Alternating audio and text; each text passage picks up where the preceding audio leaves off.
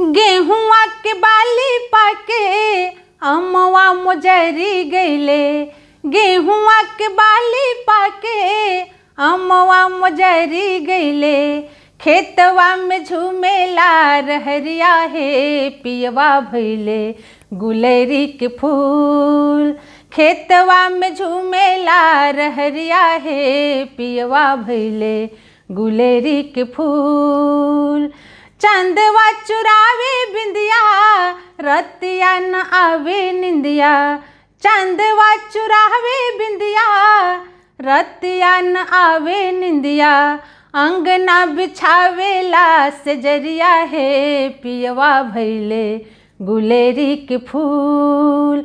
अंगना बिछावेला सजरिया हे पियवा भइले गुलेरी के फूल। खेतवा में झूमेला रहरिया हे पियवा भइले गुलेरी के फूल।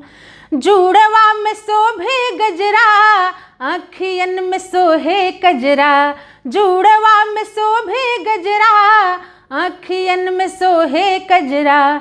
माथवा पर सोहेला टिकुलिया हे पियवा भइले गुलेरी के फूल। माथवा पर शोभेला टिकुलिया हे पियवा भइले गुलेरी के फूल। खेतवा में झूमेला रहरिया हे पियवा भइले गुलेरी के फूल। एक तबलमुआ बैरी दूसरे देवरवा लहरी। एक तबलमुआ बैरी दूसरे देवरवा लहरी।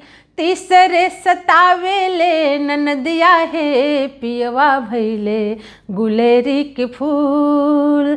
तीसरे सतावेले ननदिया हे पियवा भइले गुलेरी के फूल। पिया परदेश गईले एको ना सनेस दिहले। पिया परदेश गईले एको ना सनेस दिहले। असरा में तड़पेला उमरिया हे पियवा भइले गुलेरी के फूल। असरा में तड़पेला उमरिया हे पियवा भइले गुलेरी के फूल।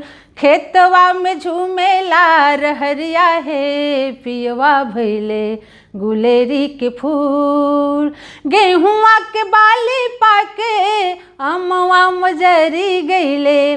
गेहुआ के बाली पाके अमवा मोजरी गईले।